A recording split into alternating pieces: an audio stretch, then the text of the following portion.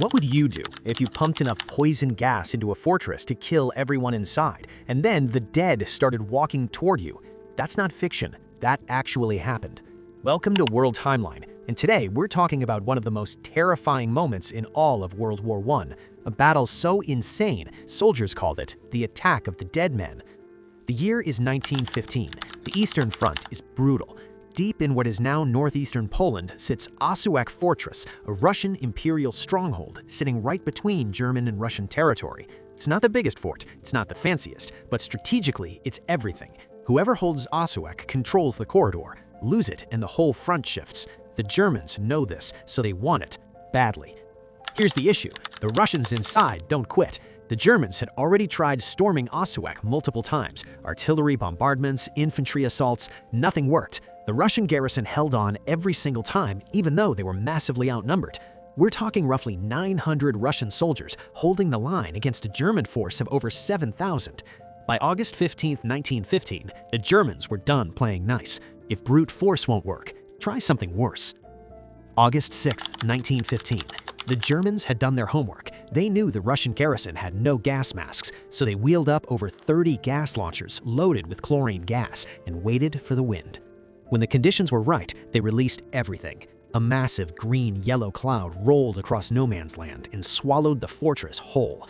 What happened next was nightmare fuel. The grass turned black. The leaves on the trees went yellow and shriveled. Metal, actual iron and steel, started corroding, turning green with rust almost immediately. The gas didn't just poison the air, it changed the environment around it. And the men inside? Those who didn't die instantly were left in a state almost too horrible to describe. Blood poured from their eyes, their noses, their mouths. Their lungs were burning from the inside. Chemical burns ate through their skin. Survivors were wrapped head to toe in blood-soaked bandages just to hold themselves together. Most of the 900 were dead or dying. The Germans were sure of it, so they moved in. 7,000 German soldiers began their advance toward the fortress, confident, organized, ready to simply walk in and claim their prize. What they saw stopped them cold.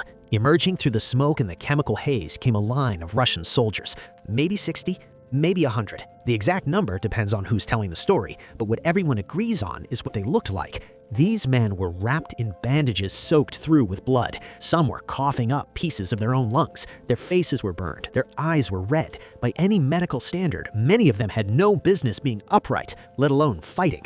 But upright they were, and they were angry. Bayonets fixed, moving forward, not retreating, not surrendering, charging. Now put yourself in a German soldier's boots for a second. You just pumped enough poison gas into a fortress to wipe out everyone inside. You watched the cloud roll in. You waited. And now, walking out of that same cloud are men who should be dead, covered in blood, barely human-looking, screaming and running straight at you. That is not a military tactic. That is a horror movie. The German advance didn't just stop, it broke. Soldiers who had trained for conventional warfare had absolutely no framework for what they were seeing. Units panicked, men fled, some reportedly trampled each other trying to get away. And those dying Russian soldiers, they held the line. They pushed the Germans back. They kept the fortress. Osowiec was eventually evacuated by the Russians a few weeks later, by choice, on their own terms, as part of a larger strategic withdrawal. Not because they lost. The Germans never took it by force. And the men who made that charge? Most of them didn't survive much longer. Their injuries were too severe, but they bought time. They held the position. And they did it when everyone, including themselves, probably knew they were already dead. That's the Attack of the Dead Men, one of the rawest, most unbelievable moments in the history of modern warfare. And here's what I want to know from you. Drop it in the comments. If you were one of those Russian soldiers, do you charge or do you stay down? No wrong answer. I genuinely want to know what you think.